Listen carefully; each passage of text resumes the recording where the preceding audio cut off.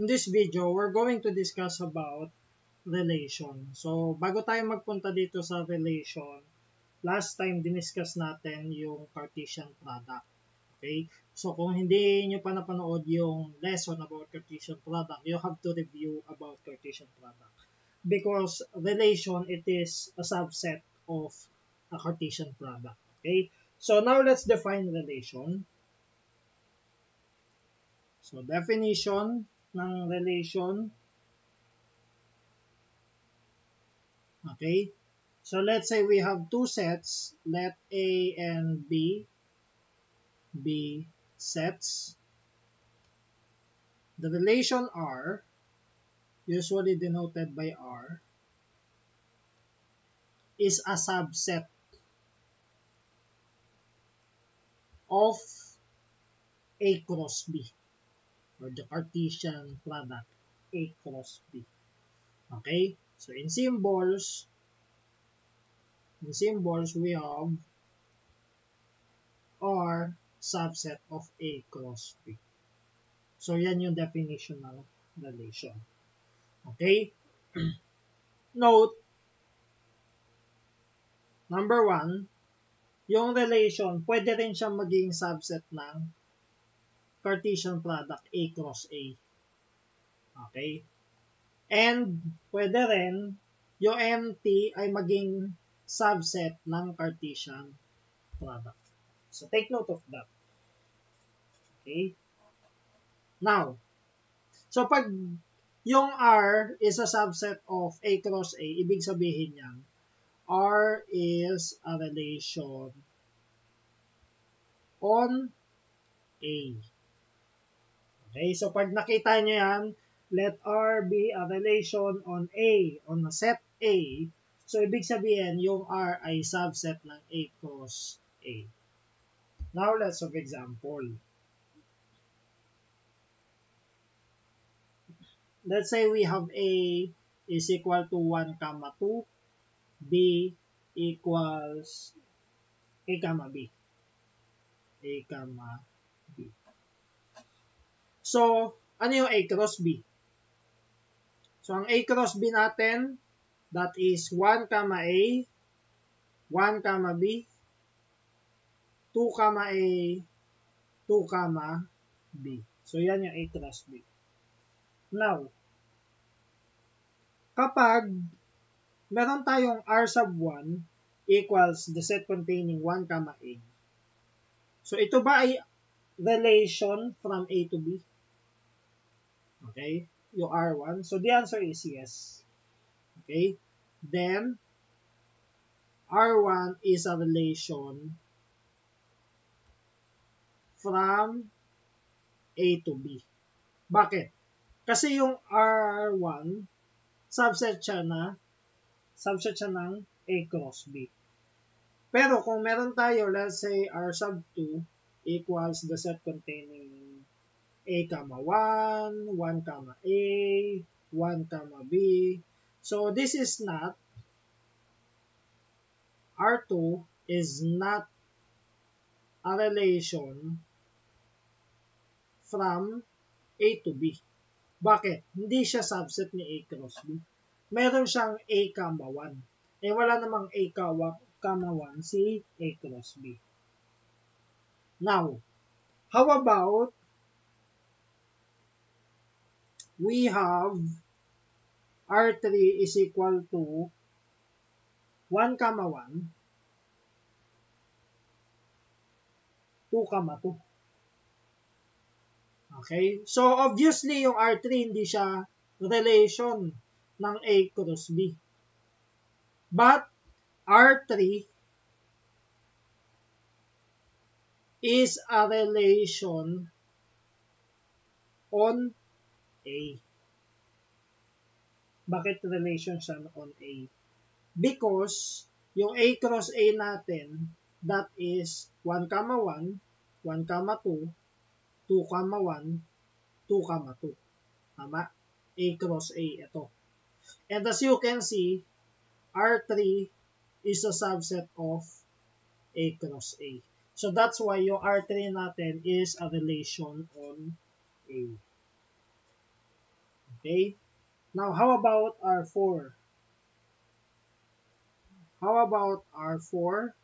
So, usually, or sometimes, hindi naman roster method yung pag-define ko sa relation.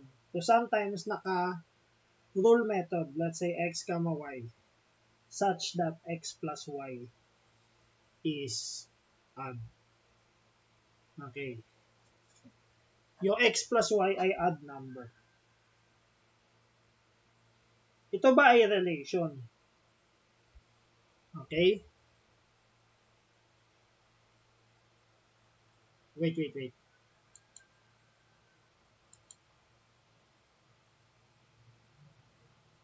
I-define natin na mas maayos.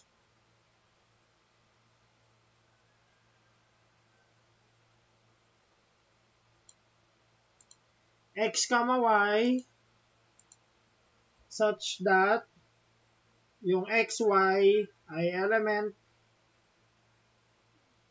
ng natural number and x plus y, let's say, or x plus y is odd. So, mag-set pa tayo ng another rule. X, y are both less than or equal to 2. Okay. So, pareho silang less than or equal to 2. So, is that a relation on A? So, the answer is yes. So, then, R4 is a relation on A. Bakit? Kasi, kung i-define natin to, kung ito yung definition or rule natin for R4, yung R4 natin is dapat odd number, no? 1, 2, and 2, 1. So, yun lang yung laman ni R4. And so, R4 is a subset of A cross A. So, I hope you understand, no, yung concept ng relation. Okay, so doon na tayo sa properties ng relation. So, let's have the properties. So, when we say properties, 6 yung i-discuss ko.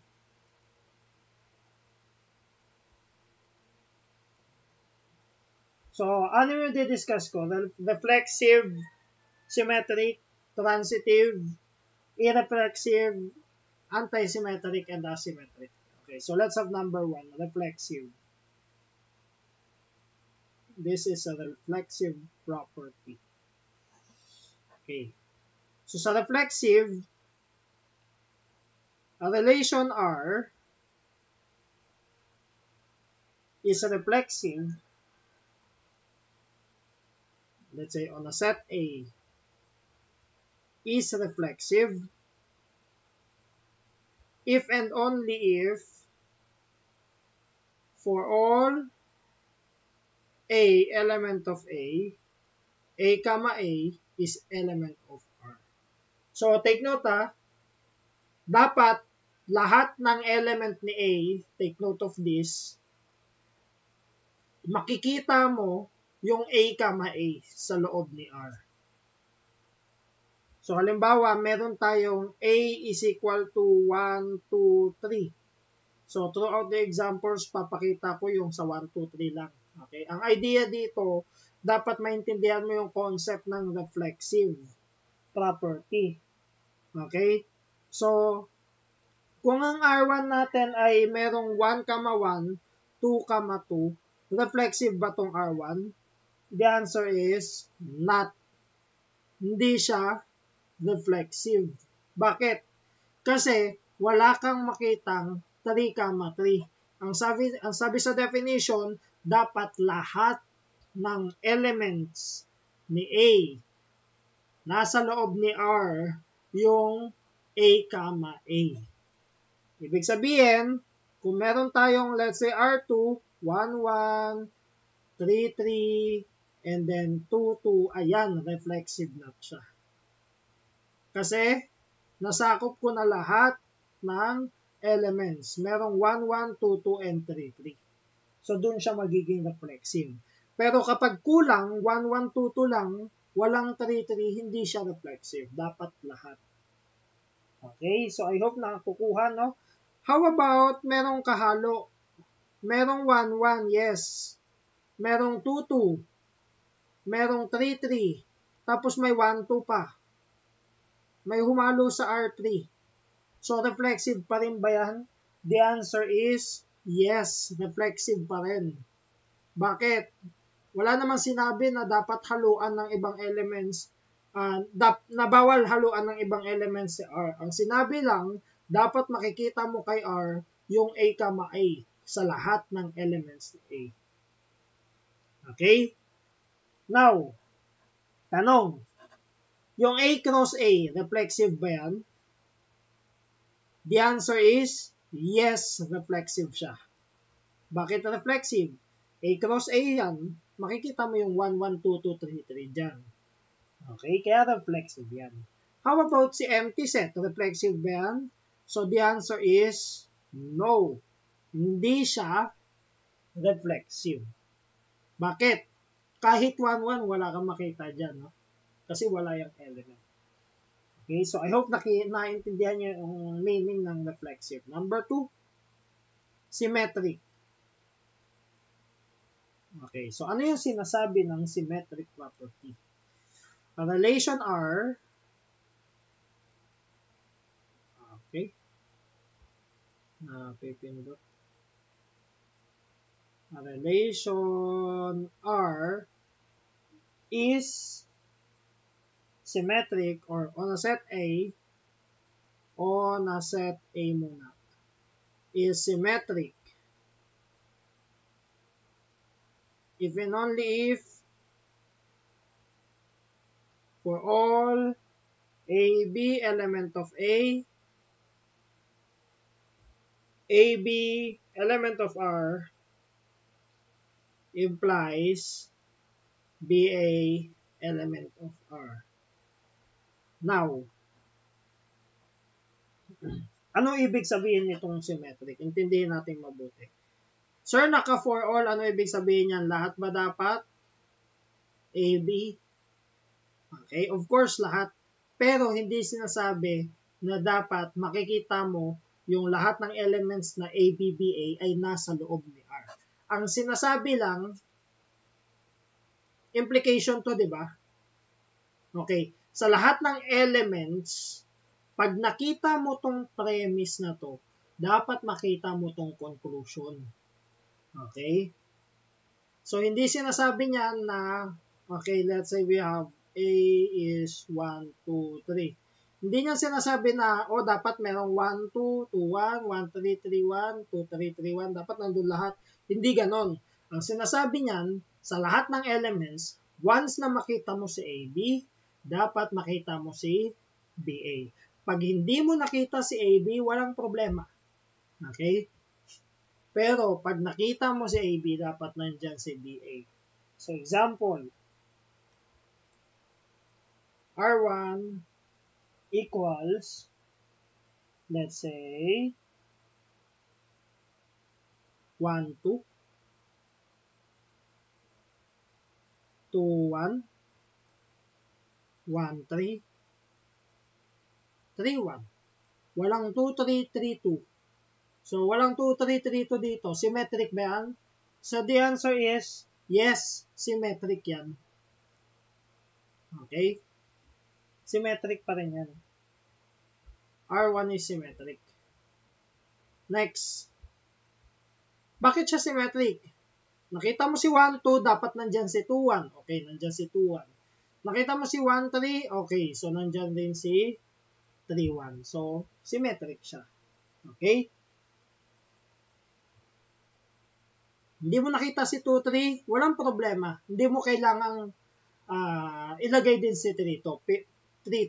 Pero pag nakita mo si 2, 3, para maging symmetric siya, dapat nandyan din si 3, 2. Okay, so another one. Let's say 1, 2, 2, 1, 2, 3. Ayan, ito yung sinasabi ko.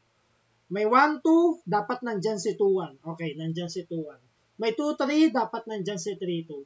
Eh, nandyan ba si 3, 2? Wala. So, hindi siya symmetric. Okay? Next. Let's say, how about 1, 1? Nandyan si 2, 2. Sama na natin si 3, 3. Di ba reflexive yan? Ang tanong, symmetric kaya to? Nandiyan si 1, 1, 2, 2, 3, 3. The answer is yes. Symmetric siya. Symmetric. Bakit? Kasi, anong kabaliktaran ni 1, 1? Eh di 1, 1 pa rin. Okay. Kaya kung nandiyan si 1, 1, nandiyan pa rin si 1, 1. 2, 2, nandiyan pa rin si 2, 2. And so on. No? R3. So, ito naman. Si A cross A, symmetric kaya yan? So, the answer is yes, symmetric. Okay? Bakit siya symmetric? Malamang, kung nandun si 1, 2, nandun din si 2, 1. Kasi A cross A yan. Nandiyan lahat. Eh, si empty. Si empty, hindi siya reflexive, di ba? Ang tanong, symmetric kaya si empty set? The answer is yes, symmetric pa din. Bakit kaya siya symmetric? Kasi, sabi nga, pag nakita mo si nakita mo si AB, dapat nandun si BA. Paano siya hindi nagiging symmetric? Hindi siya nagiging symmetric eh. Pag nakita mo si AB tapos wala si BA, doon siya hindi nagiging symmetric. Kaya ang tanong, may makikita ka bang AB kay empty? The answer is none. Wala kang makikitang AB.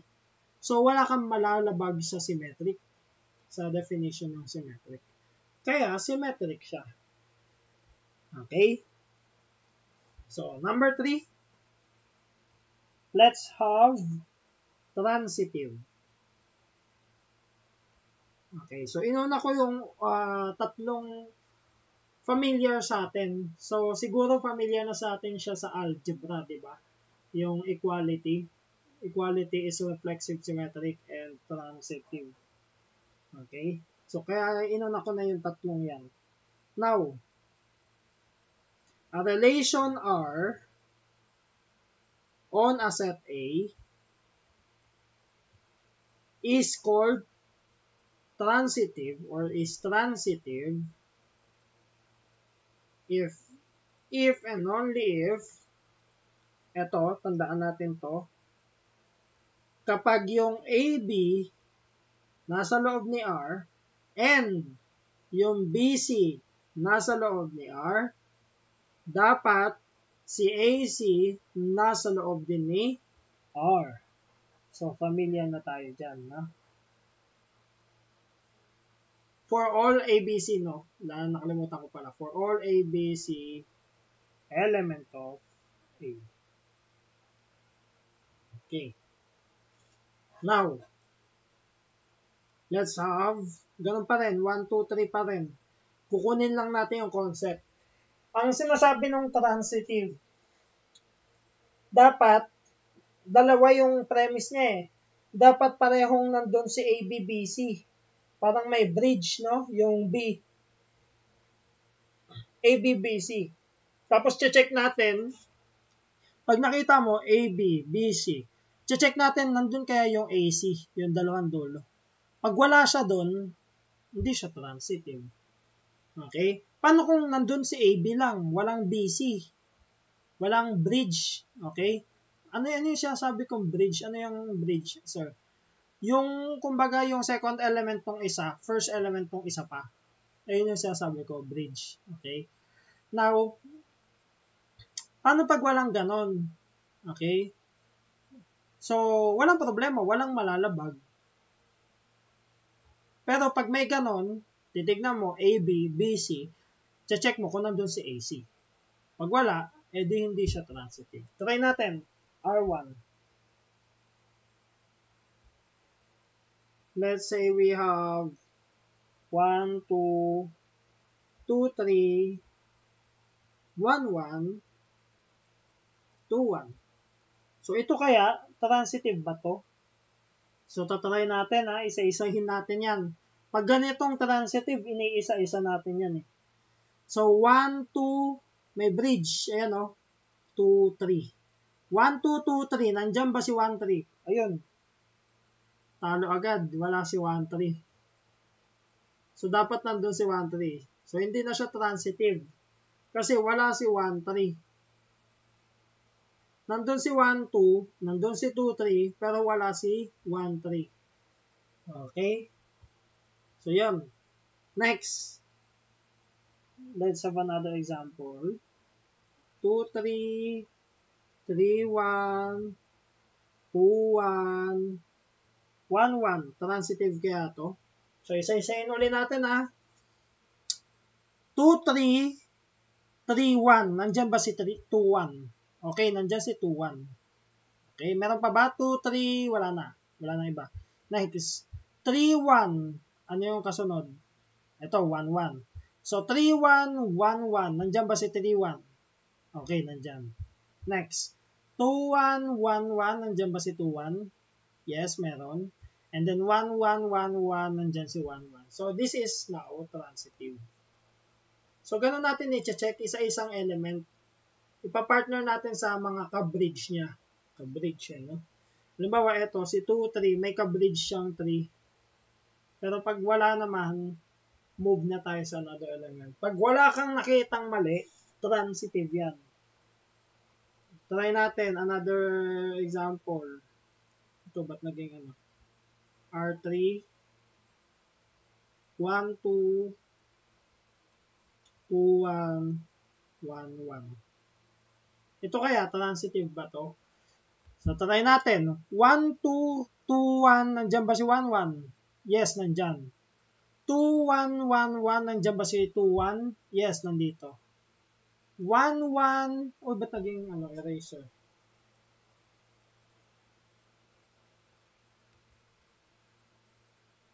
1, 1, 1, 1. Okay, nandiyan si 1, 1. Pero meron pa isa eh. 1, 1, 1, 2. Okay.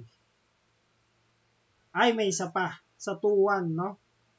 2, 1, 1, 2. Paano yan? 2, 1, 1, 2. Nandiyan ba si 2, 2? Yun, wala si 2, 2. Nagkaroon tayo ng ano. Ba't nagiging eraser siya?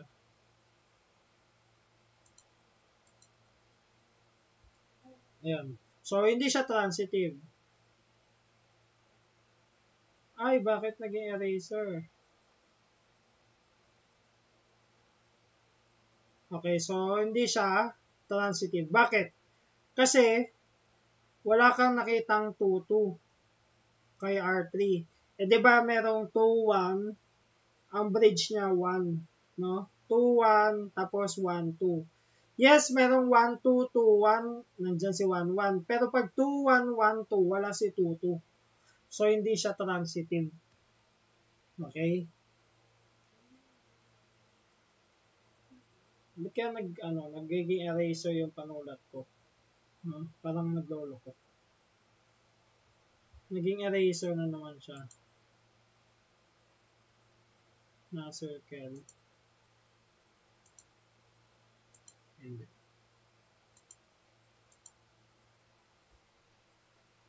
ayun, no? Naging eraser. Ba't kaya naging eraser siya?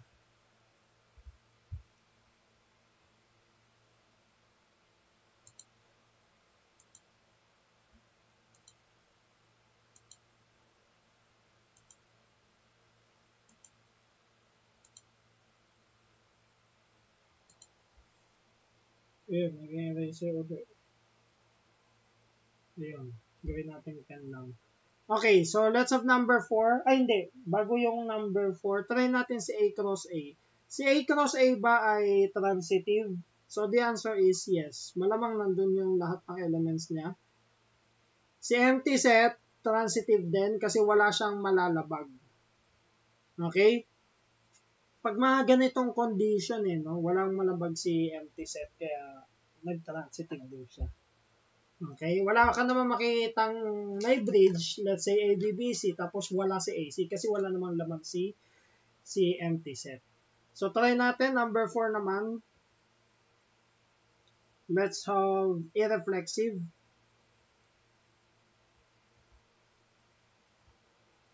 Okay. So sa irreflexive, relation R on a set A is called irreflexive if and only if for all A element of A, AA is not an element of R. So ano naman problema na ito ni irreflexive? Kailangan wala sa kanya kahit isang AA. Okay? Sabi niya, for all A, wala akong makikitang AA dapat sa loob ni R para maging irreflexive. Irreflexive siya. Okay? So kung si irreflexive gusto niya lahat, dapat nandun yung AA. Kay irreflexive, dapat walang AA dyan. Okay? So, opposite ba sila? The answer is no. Hindi sila negative of each other. Kasi, yung isa, ang sabi niya, lahat. Yung isa naman, ang sabi niya, dapat wala. So, ang ibig sabihin nun, pag may konti lang, parehong hindi nila tanggap yun. Okay? Ayaw ni reflexive na, halimbawa, kulang. Ayaw naman ni irreflexive na meron. Okay? So, pwedeng ang given relation, hindi siya reflexive at the same time, hindi siya irreflexive. Okay? So, bigay tayo example. Let's say we have 1, 2, 3. Yung R1 natin ay 1, 1. Let's say 2, 3. And then, let's say 1, 3. So, ito ba ay irreflexive? The answer is not. Automatic yan. Madali makita dito eh. Makita mo lang yung AA, automatic hindi na siya irreflexive. Ito ba, reflexive ba siya? Hindi rin siya reflexive. Bakit? 1, 1 eh. Kulang, kaya hindi siya reflexive. Meron, kaya hindi siya irreflexive. Diba? Okay. Kumbaga, si reflexive gusto niya nasa kanya lahat. Si irreflexive ayaw niya ng lahat. Ayaw niya lahat yan. Okay. So, R2. Let's say 1, 2, 2, 1. Ayan. Wala kang makitang AA dyan. So, eto, irreflexive na. Okay, yun lang yung gusto ni irreflexive. Dapat wala kang makikitang common. Common yung first and second element ng ordered pair. Okay? So, irreflexive siya, pero tapos, kung reflexive yung pag-uusapan, hindi siya reflexive. Paano kung A cross A? Irreflexive ba yan? The answer is not. Malamang sa A cross A, may makikita kang 1, 1 dyan. Okay. How about empty? Irreflexive ba yan? The answer is yes. Irreflexive siya. Wala kang makikitang AA dyan kasi wala namang laman yan. Okay? So, number 5, let's try anti-symmetric. Ba't kaya tinawag na anti-symmetric? Siguro, medyo pinipigilan niya si symmetric eh. Okay? Ito kasi kay anti-symmetric, imposibleng maging symmetric ang relation kung anti-symmetric yan. Ay, imposible ba? Ay, hindi pwede pala, no? Posible. Sige, magbibigay ako. Symmetric na, anti-symmetric pa. Tignan natin kung kaya. So, a relation, kaya pala, no? R on a set A is called anti-symmetric if for all AB element of A, kapag nandito si AB, sa loob ng R and nandun si BA sa loob ni R, dapat equal sila. Ayan yung anti-symmetric. Okay, bakit kaya siya tinawag na anti-symmetric kung pwede naman maging symmetric? Kahit anti-symmetric. Okay. Pwede ba talaga? So, yun yung una nating bigay na example. Let's have 1, 2, 3. Kung meron tayong R1 and ang laman niya ay 1, 1, 2, 2, 3, 3. Ito ba ay symmetric? Yung R1? The answer is yes, no? Symmetric siya. Ang tanong, ito ba ay anti-symmetric? The answer is still yes. Anti-symmetric. Symmetric na siya at the same time anti-symmetric. Bakit? Kasi, nandun ba si AB? Yes, 1, 1, nandun. Nandun ba si BA? Ayun, si 1, 1 pa rin yan. Equal ba si A tsaka B? Yes, equal. O, anti-symmetric yan. So, ganun din sa case ni 2, 2, 3, 3. Okay? So, ba't siya tinawag na anti-symmetric? Next, R2. Ito ang ayaw ni anti-symmetric. Yung may makikita kang ganito, 1, 2, tsaka 2, 1. Ayan ang ayaw ni anti-symmetric.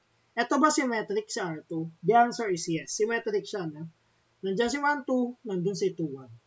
Pero, kay anti-symmetric, kapag nakita mo yung ganong case, dapat equal sila. Hindi naman equal sila. So, hindi siya anti-symmetric. Hindi naman equal si 1 tsaka si 2. Okay? So, nakuha niyo idea ni anti-symmetric. Ngayon, ang tanong, si A cross A ba anti-symmetric? The answer is no. Hindi pa rin. Bakit? Makikita mo pa rin si 1, 2, 2, 1 kay A cross A. So, hindi siya anti-symmetric. Si empty. The answer is yes, anti-symmetric. Okay, anti-symmetric.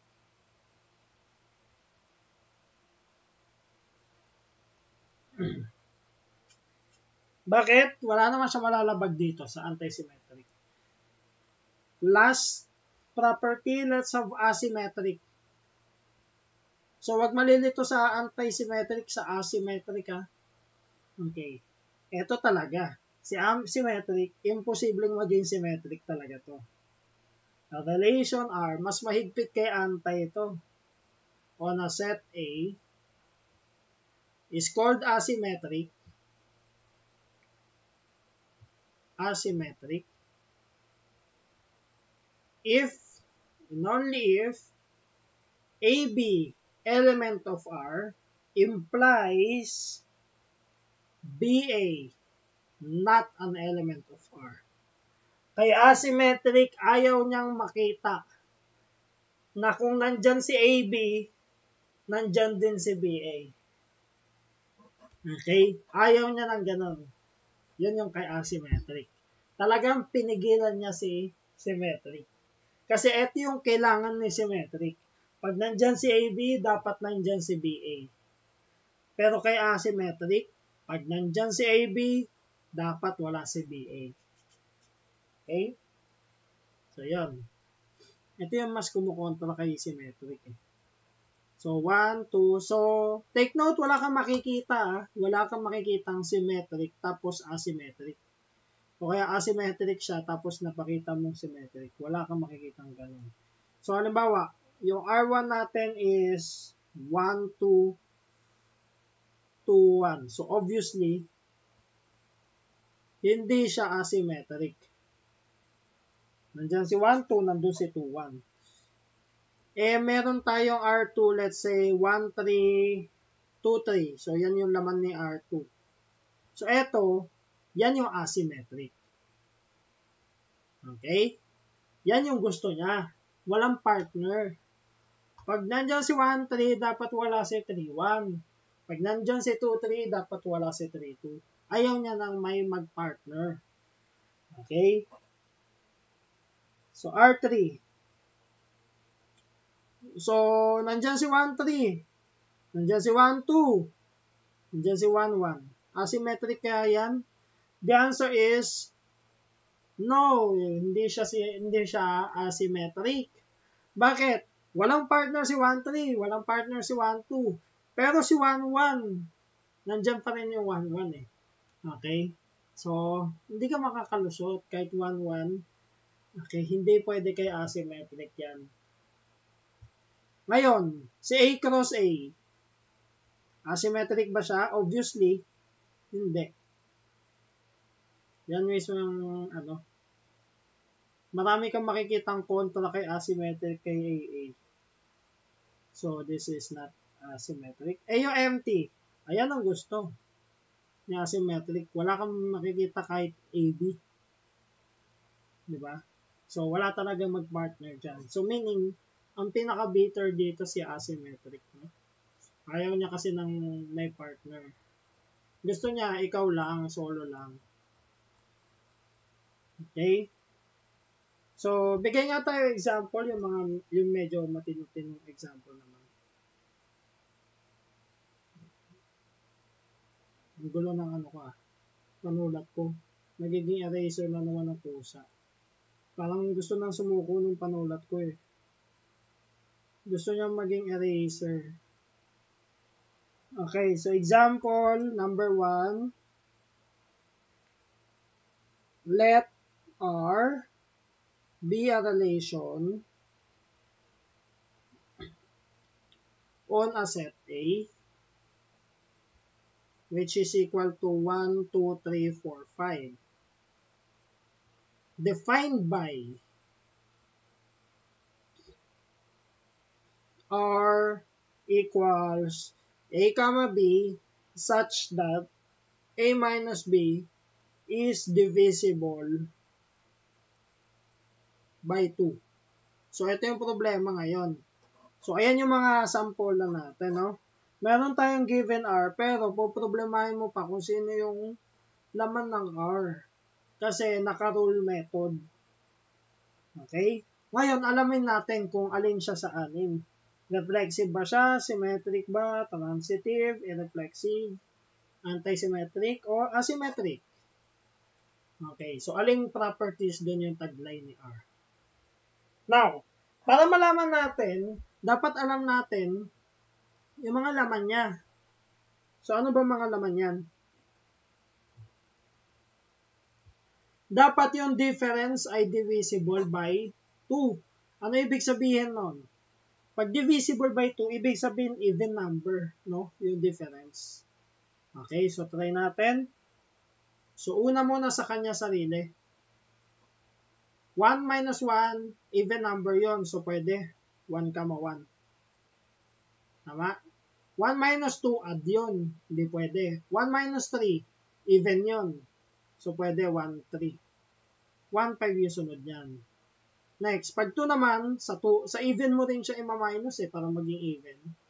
So, 2, 2, 2, 4. Pag 3, sa add mo naman siya i-minus para maging even, no? 3, 5. Pag 4, magiging 4, 2, 4, 4. And then, pag 5, 5, 1, 5, 3, hanggang 5, 5. Abot pa ba ng screen to? Parang hindi na yata abot ng screen yung 5, 5, no? Hindi na yata abot. So, iano ko yung 5, 5. Ilipat ko yung 5, 5 kasi hindi na yata nakikita ng screen. Si 5, 5. Lipat natin dito. Ayan. 5, 5. Ayan. Close natin dyan. So, yan lahat ng laman ni R. Ngayon, alamin natin, alin siya? R is not. So, try muna natin kay reflexive. Reflexive ba to? Para maging reflexive to, dapat nandyan yung 1, 1, 2, 2, 3, 3, 4, 4, 5, 5. Okay? So, 1, 1, 2, 2, 3, 3, 4, 4, 5, 5. Okay, so reflexive siya. Nandyan. Next, Symmetric ba to? Dapat nandyan si AB, BA, no? 1, 1, 1, 1. 1, 3, nandyan ba si 3, 1? Yes, nandyan. 1, 5, nandyan si 5, 1. Okay. 2, 2. 2, 4, nandyan si 4, 2. Yes. 3, 1. Okay. 3, 5, nandyan si 5, 3. Yes. 4, 2, nandyan si 2, 4. 5, 1, nandyan si 1, 5. 5, 3, nandyan si 3, 5. Okay, symmetric siya. So, ang dali lang i-check, no? Kung reflexive, symmetric. Try natin, transitive. Ito yung pinakamahirap si transitive. Kasi may bridging pa 1, 3, 3, 1. Nandyan si 1, 1. Okay. 1, 3, 3, 3. I hope nasusundan yan, no? Nandyan si 1, 3. Okay. 1, 3, meron pa bang bridge? Ayun. 1, 3, 3, 5. Nandyan ba si 1, 5? Okay, ito. Next. 1, 5, 5, 1. Nandyan si 1, 1. Yes. 1, 5, 5, 3. Nandyan si 1, 3. Yes. 1, 5, 5, 5. Nandyan si 1, 5. Okay. Next. Huwag na itong 2, 2. 2, 4. 4, 2. Nandyan si 2, 2. Okay. 2, 4, 4, 4. Nandyan si 2, 4. Okay. Next. 3, 1, 1, 3. Nandyan si 3, 3. 3, 1, 1, 1. Nandyan si 3, 1. 3, 1, 1, 5. Nandyan si 3, 5. Okay. So, pag i-check nyo lahat yan, transitive na. Tinamad din, no? Okay, basta transitive na yan. Try natin, irreflexive. Ayan, no? Makita mo lang si 1, 1, galit na yung irreflexive. Okay, so irreflexive. Try natin anti-symmetric. Okay, makikita mo si 1, 3, tapos nandyan si 3, 1. Hindi naman equal si 1 tsaka si 3. So, hindi siya anti-symmetric. Si asymmetric, malamang hindi siya asymmetric. Okay? So, yun. Reflexive siya, symmetric, transitive siya. Pero hindi siya irreflexive, hindi siya anti-symmetric, at hindi siya asymmetric. Okay? So, sa future discussion natin, eto, may meaning to. Paano kapag ang relation ay reflexive, symmetric, at transitive? Ang tawag doon ay equivalence relation. So, i-discuss natin yan sa susunod. So, last example tayo. Halimbawa yung R natin, let R be a relation on a set A equals 2, 4, 6, 8, 10, 12. Defined by R equals AB such that A divides B. So, yan. Hanapin ulit natin kung reflexive siya and so on. So, alamin muna natin ano naman niya. A divides B, ibig sabihin, yung B divisible by A. Pag dinivide mo si B, A yung divisor niya, dapat walang remainder. Walang butal. Okay? So, tuloy natin. 2 divides 2, yes. 2 divides 4, yes. 2 divides 6. 2 divides 8. 2 divides 10. 2 divides 12. Siyempre, hindi siya 4 divides 2. Pag sinabi kong 4 divides 2, ang sinasabi ko noon, yung 2, dinivide mo ng 4. Hindi naman siya, magiging 1/2 yun. So, dapat doon na lang tayo sa sarili niya o kaya mas malaki sa kanya. So, 4 divides 4, yes. 4 divides 6, no. Ano yan, may 3 over 2 yan, no. 4 divides 8, yan, pwede. 4 divides 10, no. 4 divides 12, yes. Next, 6 divides 6. 6 divides 12. Kasi yung 8 tsaka 10, hindi 8 divide 8, parang puro sarili na lang niya to. 10 divides 10, and then 12 divides 12. Pangit naman ang sulat ko. Ayan. Sorry sa sulat ko, no? Okay. So, alamin natin, R is not. Reflexive ba siya? Yes, reflexive. Makikita mo, 2, 2, 4, 4, 6, 6, 8, 8, and then 12, 12. Nandyan. Symmetric ba siya? Kung nandyan si 2, 4, nandyan ba si 4, 2? Wala. Okay, so hindi siya symmetric. Okay, ang technique lang dito, hanapan mo ng mali eh. Hanapin mo ng lalabag. Lalabag siya sa symmetric, yung 2, 4. Kasi wala naman siyang 4, 2. So yun, hindi siya symmetric. Transitive ba siya? Meron kang 2, 4. Meron kang 4, 8. Okay, 2, 8. Try natin to. Parang transitive siya, no? 2, 6, 6, 6, 2, 6, 2, 6. Okay. 2, 8, 8, 8. 2, 10. Parang wala kang makikitang labag eh, no? 4, 4, 8, 8, 8, 4, 8. 4, 12, 12, 12. Okay, wala kang makitang labag dyan. So, transitive din siya. Reflexive siya, transitive.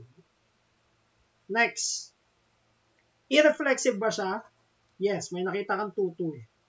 So, hindi siya pala irreflexive. Yes. Not irreflexive. Anti-symmetric ba siya? So, wala kang makikita sa symmetric, no? Yung 2, 4. I mean, kung nandyan si 2, 4, wala si 4, 2. Walang pabalik kasi divides yan, no? Mas malaki si B o kaya equal. Okay? Kung hindi equal, dapat mas malaki si B. So, wala kang makikitang 4 divides lower number, no? Or A divides yung lower. So, meaning, anti-symmetric siya. Anti-symmetric. Bakit anti-symmetric? Kasi hindi mo makikita yung AB tapos BA tapos hindi naman equal si A tsaka B. Okay? May makikita ka AB, BA pag sarili niya. Halimbawa, 2, 2. 2, 2. Pero equal sila. Pero AB, BA na magkaiba sila, wala kang makikita. Kasi kung yung AB or A divides B, automatic yan. Hindi mo hindi mo makikita na yung B divides A kung hindi sila equal. Okay? So, hindi siya, anti-symmetric siya. Asymmetric ba siya? Yes. May nakita kang 2-2. Kahit 2-2 lang, or AA lang, ayaw ni asymmetric. So, maarte si asymmetric. Yan. Ito na yung properties na. Okay? So, I hope na gets nyo, no? Yung idea ng anim na to kasi napakahalaga niyan sa mga susunod na discussion. Like, for example, yung equivalence relation, yung poset, which will be discussed next meeting, no? So, doon makikita mo yung mga applications ng properties na to. Okay?